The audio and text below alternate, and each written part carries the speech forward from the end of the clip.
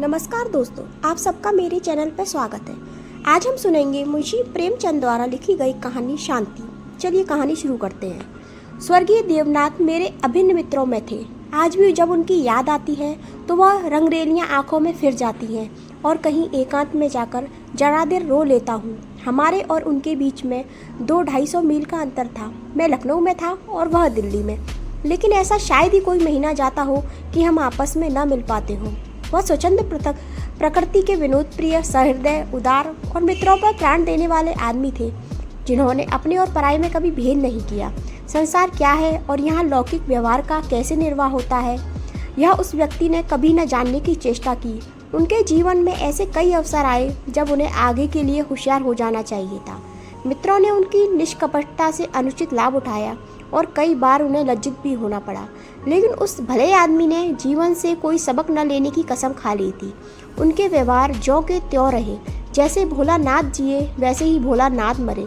जिस दुनिया में वह रहते थे वह निराली दुनिया थी, जिसमें संदेह, चालाकी और कपट के लिए स्थान न था।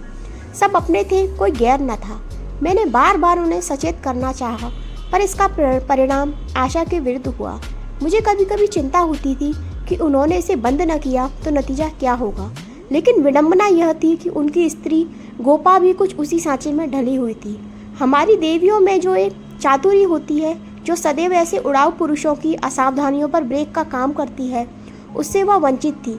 यहाँ तक कि वस्त्राभूषण में भी उसे विशेष रुचि न थी। अतएव जब मुझे देवनाथ के स्वर्गारोहण का समाचार मिला और मैं भागा हुआ दिल्ली गया, तो घर में बर्तन भांडे और मकान के सिवा और कोई संपत्ति न थी। और अभी उनकी उम्र ही क्या थी जो संचय की चिंता करते। 40 भी तो पूरे न हुए थे। यह तो लड़कपन उनके स्वभाव में ही था, लेकिन इस उम्र में प्राय सभी लोग कुछ बेफिक्रे रहते हैं। पहले एक लड़की हुई थी, उसके बाद 2 लड़के हुए। दोनों लड़के तो बचपन में ही दगा दे गए थे। लड़की बच रही थी और यही इस नाटक का सबसे करुण दृश्य था। जिस तरह का इनका जीवन था, उसको देखते हुए इस छोटे से परिवार के लिए 200 रुपये महीने की जरूरत थी। 2-3 साल में लड़की का विवाह भी कराना होगा। कैसे क्या होगा, मेरी बुद्धि कुछ काम न करती थी। इस अवसर पर मुझे यह बहुमूल्य अनुभव हुआ कि जो लोग सेवा भाव रखते हैं और जो स्वार्थ सिद्धि को जीवन के लक्ष्यों में नहीं बनाते, उनके परिवार को आड़ देने वालों की कमी नहीं रहती। यह कोई नियम नहीं है, क्योंकि मैंने ऐसे लोगों को भी देखा है जिन्होंने जीवन में बहुतों के साथ अच्छे सलूक किए, पर उनके पीछे उनके बाल बच्चों की किसी ने बात तक न पूछी। लेकिन चाहे कुछ हो, देवनाथ के मित्रों ने प्रशंसनीय औदार्य से काम लिया और गोपा के निर्वाह के लिए स्थानीय धन जमा करने का प्रस्ताव किया। 2-1 सज्जन जो रड़ुए थे उनसे विवाह करने को तैयार थे, किंतु गोपा ने भी उसी स्वाभिमान का परिचय दिया जो हमारी देवियों का जौहर है, और इस प्रस्ताव को अस्वीकार कर दिया। मकान बहुत बड़ा था, उसका एक भाई किराए पर उठा दिया। इस तरह उसको 50 रूमवार मिलने लगे।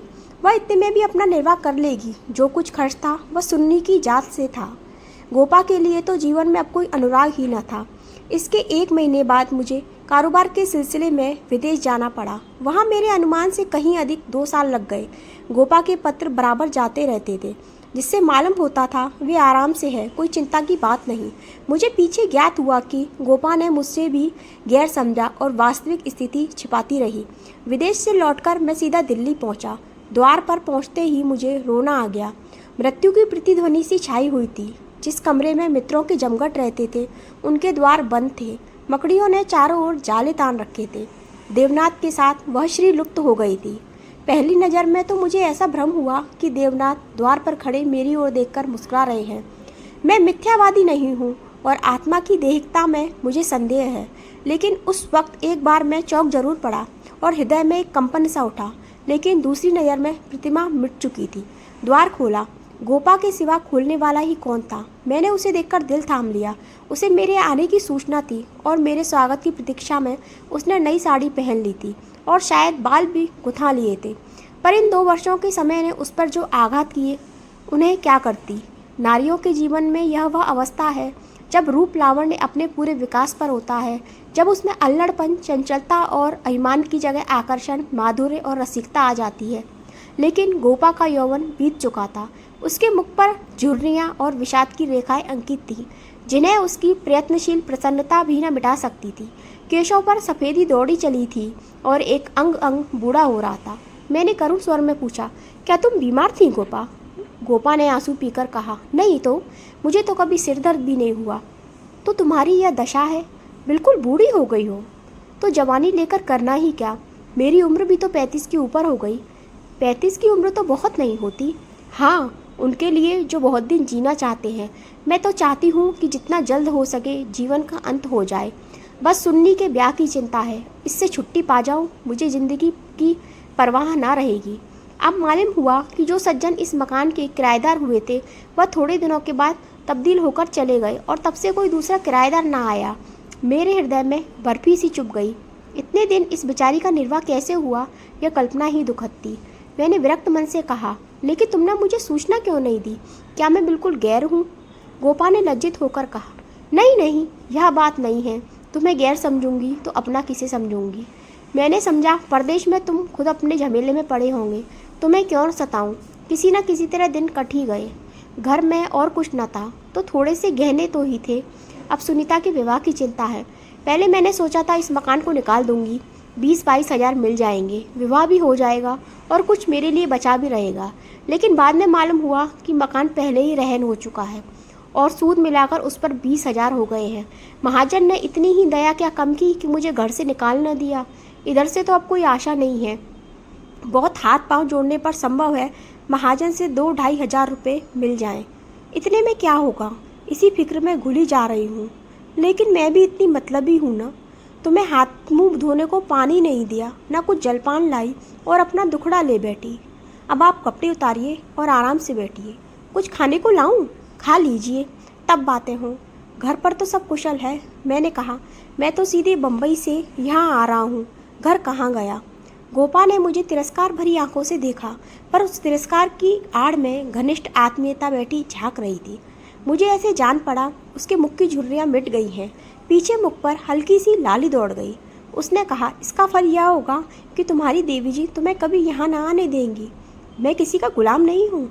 किसी को अपना गुलाम बताने के लिए पहले खुद भी उसका गुलाम बनना पड़ता है। शीतकाल की संध्या देखते ही देखते दीपक जलाने लगी। सुन्नी लालटेन लेकर कमरे में आई। 2 साल पहले की अबोध और कृष्णतनु बालिका रूपवती युवती हो गई, जिसकी हर एक चितवन, हर एक बात उसकी गौरवशील प्रकृति का ही पता दे रही थी।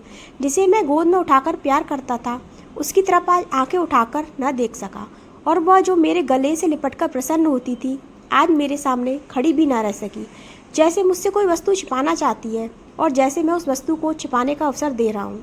मैंने पूछा, अब तुम किस दर्जे में पहुंची सुन्नी? उसने सिर झुकाते हुए जवाब दिया, 10वें में हूँ। घर का भी कुछ काम काज करती हो? अम्मा जब करने भी दें। गोपा बोली, मैं नहीं करने देती या खुद किसी काम के नगीच नहीं जाती। सुन्नी मुंह फेरकर हंसती हुई चली गई। माँ की दुलारी लड़की थी। जिस दिन वह गृहस्थी का काम करती उस दिन शायद गोपा रो रो कर आंखें फोड़ लेती। वह खुद लड़की को कोई काम न करने देती थी, मगर सबसे शिकायत करती थी कि यह कोई काम नहीं करती। यह शिकायत भी उसके प्यार का ही एक करिश्मा था। हमारी मर्यादा हमारे बाद भी जीवित रहती है। मैं भोजन करके लेटा तो गोपा ने फिर सुन्नी के विवाह की तैयारियों की चर्चा छेड़ दी। इसके सिवा उसके पास और बात ही क्या थी? लड़के तो बहुत मिलते हैं, लेकिन कुछ हैसियत भी तो हो। लड़की को यह सोचने का अवसर क्यों मिले कि दादा होते तो शायद मेरे लिए इससे अच्छा घरवर ढूंढते। फिर गोपा ने डरते डरते लाला मदारी लाल के लड़के का जिक्र किया। मैंने चकित होकर उसकी तरफ देखा। मदारी लाल पहले इंजीनियर थे, अब पेंशन पाते थे। लाखों रुपए जमा कर लिए थे, पर अब तक उनके मुंह लोभ की भूख न बुझी थी। गोपा ने घर भी वह छांटा जहां उसकी रसाई कठिन थी। मैंने आपत्ति की, मदारी लाल तो बहुत बड़ा दुर्जन मनुष्य है। गोपा ने दांतों तले जीभ चबाकर कहा, अरे नहीं भैया, तुमने उन्हें पहचाना ना होगा। मेरे ऊपर बड़े दयालु हैं, कभी कभी आकर कुशल समाचार पूछ जाते हैं। लड़का ऐसा होनहार है कि तुमसे क्या कहूँ। फिर उनके यहाँ कमी किस बात की है? यह ठीक है कि वह पहले खूब रिश्वत लेते थे, लेकिन यह धर्मात्मा कौन है? कौन अवसर पाके छोड़ देता है? मदारी लाल ने तो यहाँ तक कह दिया कि वह मुझसे दहेज नहीं चाहते, केवल कन्या चाहते हैं। सुन्नी उनके मन में बैठ गई है। मुझे गोपा की सरलता पर दया आई, लेकिन मैंने सोचा क्यों इसके मन में किसी के प्रति अविश्वास उत्पन्न करूं। संभव है मदारी लाल वह ना रहे हों, चित्त की भावनाएं बदल भी जाती हैं। मैंने अर्ध सहमत होकर कहा, मगर यह तो सोचो, उनमें और तुम में कितना अंतर है।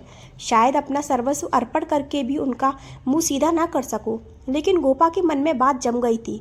सुन्नी को वह ऐसे घर में चाहती थी जहां वह रानी बनकर रहे।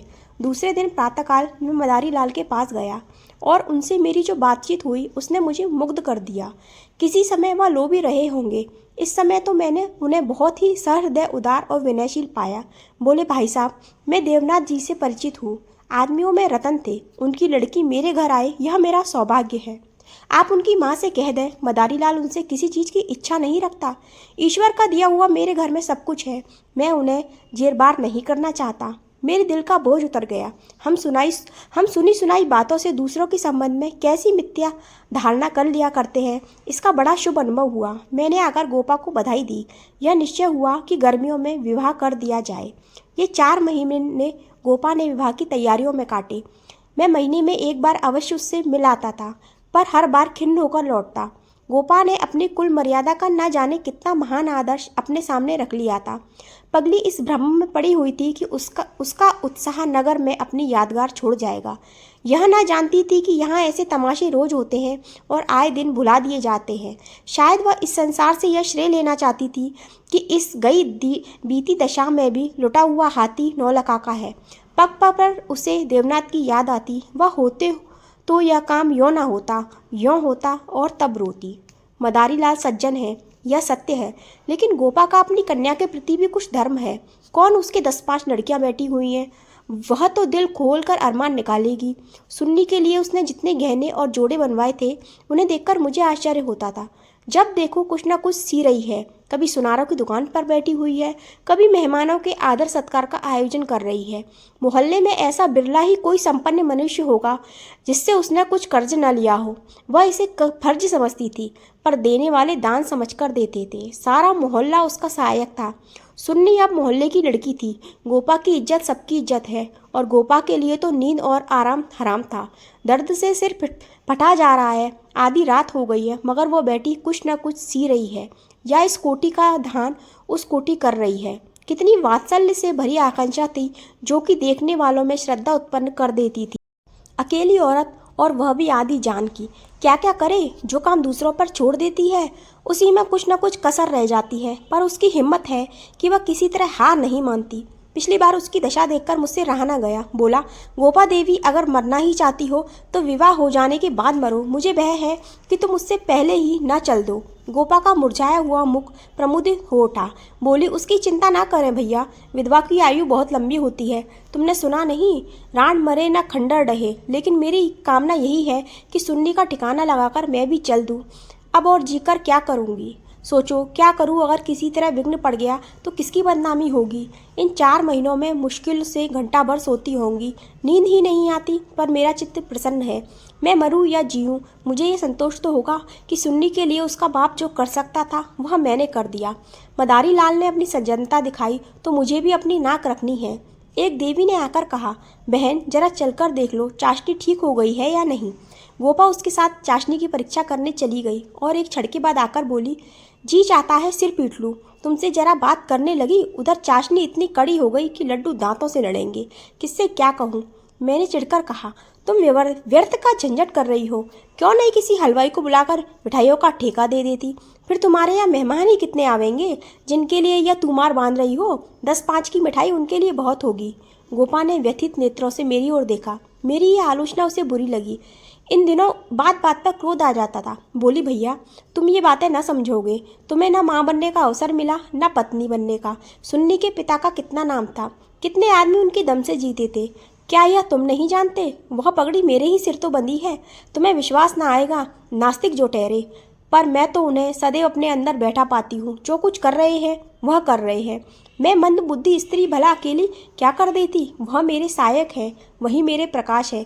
यह समझ लो कि यह देह मेरी है, पर इसके अंदर जो आत्मा है वह उनकी है। जो कुछ हो रहा है उनके पुण्य आदेश से हो रहा है। तुम उनके मित्र हो। तुमने अपने सैकड़ों रुपये खर्च किए और इतना हैरान हो रहे हो। मैं उनकी सहगामिनी हूँ, लोक में भी परलोक में भी। मैं अपना सा मुँह लेकर रह गया।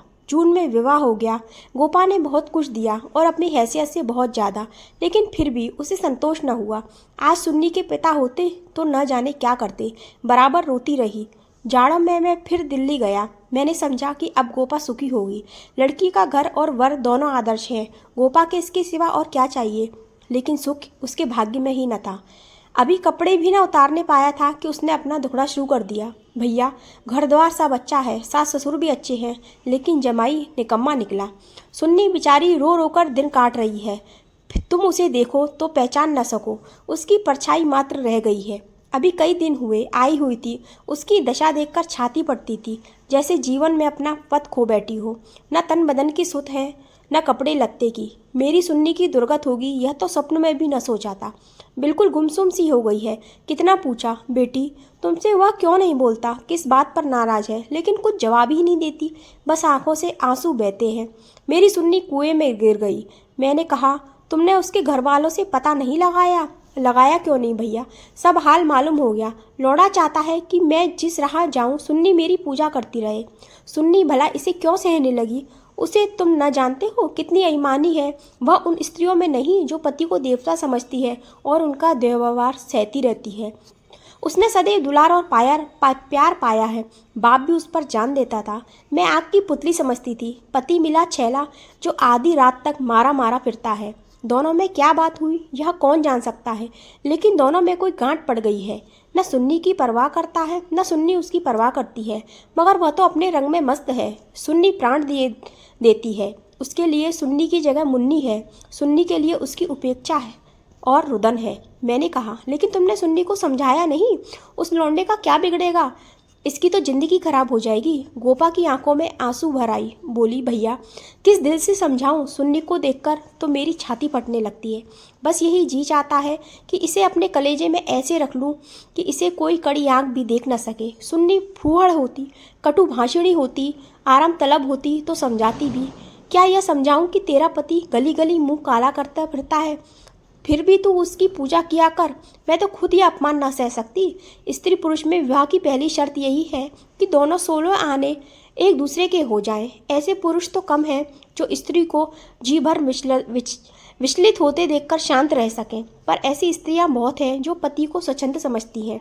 सुन्नी उस स्त्रियों में नहीं है। वह अगर आत्मसमर्पण करती है तो आत्मसमर्पण चाहती भी है, और यदि पति में यह बात ना हुई तो वह उससे कोई संपर्क न रखेगी, चाहे उसका जीवन रोते कट जाए।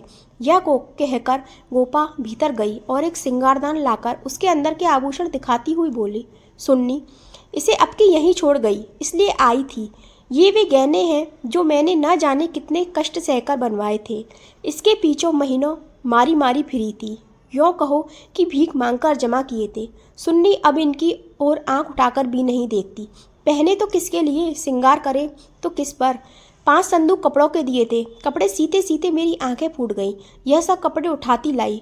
इन चीज़ों से उसे घृणा हो गई है। बस कलाई में 2 चूड़ियाँ और एक उजली साड़ी, यही उसका सिंगार है। मैंने गोपा को सांत्वना दी। मैं जाकर केदारनाथ से मिलूंगा, देखूँ तो वह किस रंग ढंग का आदमी है। गोपा ने हाथ जोड़कर कहा, नहीं, भूल कर भी ना जाना। सुन्नी सुनेगी तो प्राण ही दे देगी। अभिमान की पुतली ही समझो उसे, रस्सी समझ लो जिसके जल जाने पर भी बल नहीं जाते। जिन पैरों से उसे ठिकरा दिया है उन्हें वह कभी ना सहलाएगी। उसे अपना बनाकर कोई चाहे तो लौंडी बना ले, लेकिन शासन तो उसने मेरा ना सहा, दूसरों को क्या सहेगी। मैंने गोपा से उस वक्त कुछ न कहा, लेकिन अवसर पाते ही लाला मदारी लाल से मिला। मैं रहस्य का पता लगाना चाहता था। संयोग से पिता और पुत्र दोनों एक ही जगह पर मिल गए। मुझे देखते ही केदार ने इस तरह झुककर मेरे चरण छुए कि मैं उसकी शालीनता पर मुग्ध हो गया। तुरंत भीतर गया और चाय, मुरब्बा और मिठाइयाँ लाया। इतना सौम्य, इतना सुशील, इतना विनम्र युवक मैंने न देखा था। यह भावना ही न हो सकती थी कि इसके भीतर और बाहर में कोई अंतर हो सकता है। जब तक रहा सिर झुकाए बैठा रहा। उष्णता तो उसे छू भी न सकती थी। जब केदार टेनिस खेलने गया तो मैंने मदारी लाल से कहा, केदार बाबू तो बहुत सचित्र जान पड़ते हैं, फिर स्त्री पुरुष में इतना मनोमालिन्य क्यों हो गया? मदारी लाल ने एक क्षण विचार करके कहा, इसका कारण इसके सिवा और क्या बताऊं कि दोनों अपने माँ बाप के लाडले हैं और प्यार लड़कों को अपने मन का बना देता है। मेरा सारा जीवन संघर्ष में कटा, अब जाकर जरा शांति मिली है। भोग विलास का कभी अवसर ही नहीं मिला। दिन भर परिश्रम करता था, संध्या को पकड़कर सो जाता था। स्वास्थ्य भी अच्छा न था, इसलिए बार बार यह चिंता सवार रहती थी कि संचय कर लूँ, ऐसा ना हो कि मेरे पीछे बाल बच्चे भीख मांगते रहें। नतीजा यह हुआ कि इन महाशय को मुफ्त का धन मिला। सनक सवार हो गई, शराब उड़ाने लगे, फिर ड्रामा खेलने का शौक हुआ। धन की कमी थी ही नहीं, उस पर माँ बाप के अकेले बेटे। उनकी प्रसन्नता ही हमारे जीवन का स्वर्ग थी। पढ़ना लिखना तो दूर रहा, विलास की इच्छा बढ़ती गई, रंग और गहरा हुआ। अपने जीवन का ड्रामा खेलने लगे। मैंने यह रंग देखा तो मुझे चिंता हुई, सोचा ब्याह करा दूं, ठीक हो जाएगा। गोपा देवी का पैगाम आया तो मैंने तुरंत स्वीकार कर लिया। मैं सुन्नी को देख चुका था, सोचा ऐसी रूपवती पत्नी पाकर इसका मन स्थिर हो जाएगा। पर वह भी लाडली लड़की थी, हठेली, अबोध, आदर्शवादी। सहिष्णुता तो उसने सीखी ही न थी। समझौते के जीवन में क्या मूल्य है, इसकी उसे खबर ही नहीं थी। लोहा लोहे से लड़ गया। वह अभिमान को पराजित करना चाहती है, यही उपेक्षा है, यही रहस्य है। और साहब मैं तो बहू से भी अधिक दोषी समझता हूँ। लड़के प्राय मनचले होते हैं, लड़कियां स्वभाव से ही सुशील होती हैं और जिम्मेदारी समझती हैं, लेकिन उसमें यह गुण नहीं है। डोंगा कैसे पार होगा, ईश्वर ही जाने। सहसा सुन्नी अंदर से आ गई, बिल्कुल अपने चित्र की रेखा सी, मानो मनिहर संगीत की प्रतिध्वनि हो। कुंदन तपकर भस्म हो गया था। मिटी हुई आशाओं का इससे अच्छा चित्र नहीं हो सकता। उल्हाना देती हुई बोली, आप न जाने कब से बैठे हुए हैं, मुझे खबर तक नहीं, और शायद आप बाहर ही बाहर चले भी जाते। मैंने आंसुओं के वेग को रोकते हुए कहा, नहीं सुन्नी, यह कैसे हो सकता था। तुम्हारे पास ही आ रहा था कि तुम स्वयं आ गई। मदारी लाल कमरे के बाहर अपने कार की सफाई करने लगे। शायद मुझे सुन्नी से बात करने का अवसर देना चाहते थे। सुन्नी ने पूछा, अम्मा तो अच्छी तरह है ना। हाँ अच्छी है, तुम्हें अपनी यह क्या गत बना रखी है। मैं अच्छी तरह से हूँ, यह क्या बात है। तुम लोगों में यह क्या अनबन है। गोपा देवी प्राण दिए डालती है, तुम खुद मरने की तैयारी कर रही हो। कुछ तो विचार से काम लो। सुन्नी के माथे पर बल पड़ गए। आपने नाहक यह विषय छेड़ दिया चाचा जी। मैंने तो यह सोचकर अपने मन को समझा लिया था कि मैं अभागिन हूँ, बस उसका निवारण मेरे बूते से बाहर है। मैं उस जीवन से मृत्यु को कहीं अच्छा समझती हूँ जहाँ अपनी कदर न हो। मैं व्रत के बदले में व्रत चाहती हूँ। जीवन को कोई दूसरा रूप मेरी समझ में नहीं आता। इस विषय में किसी तरह का समझौता करना मेरे लिए असंभव है। नतीजे की मैं परवाह नहीं करती, लेकिन नहीं चाचा जी, इस विषय में अब कुछ ना कहिए, नहीं तो मैं चली जाऊंगी। आखिर सोचो तो, मैं सब सोच चुकी और तय कर चुकी। पशु को मनुष्य बनाना मेरी शक्ति के बाहर। इसके बाद मेरे लिए अपना मुंह बंद करने के सिवा और क्या रह गया था। मई का महीना था, मैं मंसूर गया हुआ था कि गोपा का तार पहुंचा। तुरंत आओ, जरूरी काम है। मैं घबरा तो गया, लेकिन इतना निश्चित था कि कोई दुर्घटना नहीं हुई है। दूसरे दिन दिल्ली जा पहुंचा। गोपा मेरे सामने आकर खड़ी हो गई, निस्पंद, मूक, निष्प्राण, जैसे तपेदिक की रोगी हो। मैंने पूछा, कुशल तो है। मैं तो घबरा उठा। उसने बुझी हुई आंखों से देखा और बोली, सच। सुन्नी तो कुशल से है। हाँ अच्छी तरह है, और केदारनाथ, वह भी अच्छी तरह है। तो फिर माजरा क्या है। कुछ तो नहीं। तुमने तार दिया और कहती हो कुछ तो नहीं। दिल घबरा रहा था, इससे तुम्हें बुला लिया। सुन्नी को किसी तरह समझाकर यहाँ लाना है। मैं तो सब कुछ करके हार गई। क्या इधर कोई नई बात हो गई। नई तो नहीं है, लेकिन एक तरह से नई ही समझो। केदार एक एक्ट्रेस के साथ कहीं भाग गया। एक हफ्ते से उसका कहीं पता नहीं है। सुन्नी से कह गया है, जब तक तुम रहोगी घर में नहीं आऊँगा। सारा घर सुन्नी का शत्रु हो रहा है, लेकिन वो वहाँ से टलने का नाम नहीं लेती।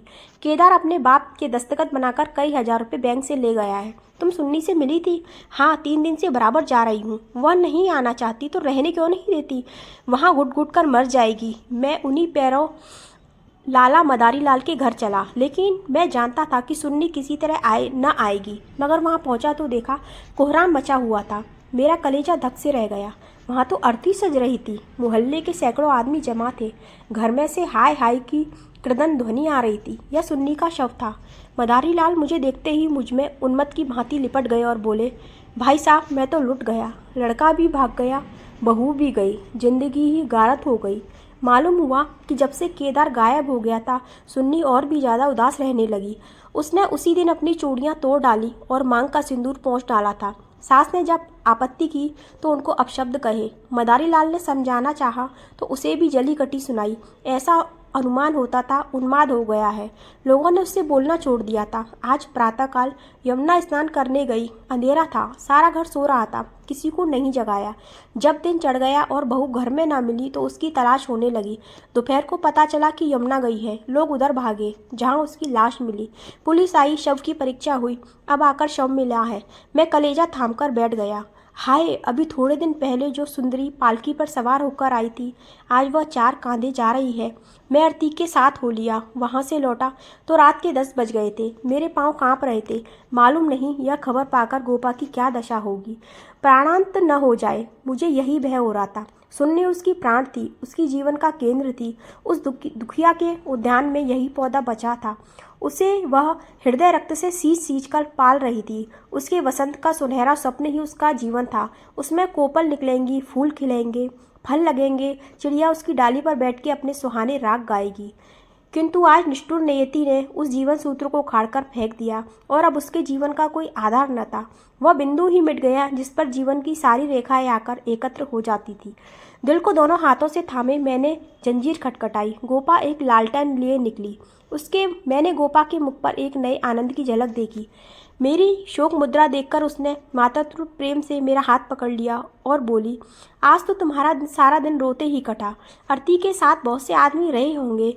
मेरे जी में भी जो आया था कि चलकर सुन्नी के अंतिम दर्शन कर लूं, लेकिन मैंने सोचा जब सुन्नी ही नहीं रही तो उसकी लाश में क्या रखा है। न गई। मैं विस्मय से गोपा का मुख देखने लगा तो इस शोक समाचार मिल चुका है, फिर भी यह शांति और अविचल धैर्य। बोला, अच्छा किया न गई, रोना ही तो था। हाँ और क्या, रोई यहाँ भी, लेकिन तुमसे सच कहती हूँ, दिल से नहीं रोई। न जाने कैसे आंसू निकल आए। मुझे तो सुन्नी की मौत से प्रसन्नता हुई। दुखिया अपनी मान मर्यादा लिए संसार से विदा हो गई, नहीं तो न जाने क्या क्या देखना पड़ता। इसलिए और भी प्रसन्न हूँ कि उसने अपनी आन निभा दी। स्त्री के जीवन में प्यार न मिले तो उसका अंत हो जाना ही अच्छा है। तुमने सुन्नी की मुद्रा देखी थी, लोग कहते हैं ऐसा जान पड़ता था मुस्कुरा रही है। मेरी सुन्नी सचमुच देवी थी।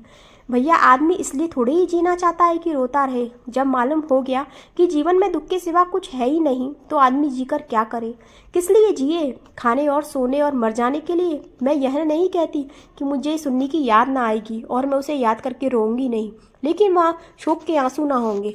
बहादुर बेटे की माँ उसकी वीर गति पर प्रसन्न होती है। सुन्नी की मौत में क्या कुछ कम गौरव है? मैं आंसू बहाकर उस गौरव का अनादर कैसे करूँ? वह जानती और चाहे सारा संसार उसकी निंदा करे, उसकी माता सराहना ही करेगी। मेरी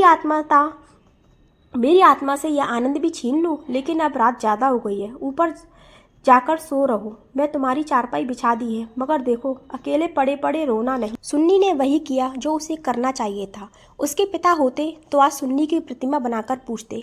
मैं ऊपर जाकर लेटा। मेरे दिल का बोझ बहुत हल्का हो गया था, किंतु रह रहकर यह संदेश हो जाता था कि गोपा की यह शांति उसकी अपार व्यथा का ही रूप तो नहीं।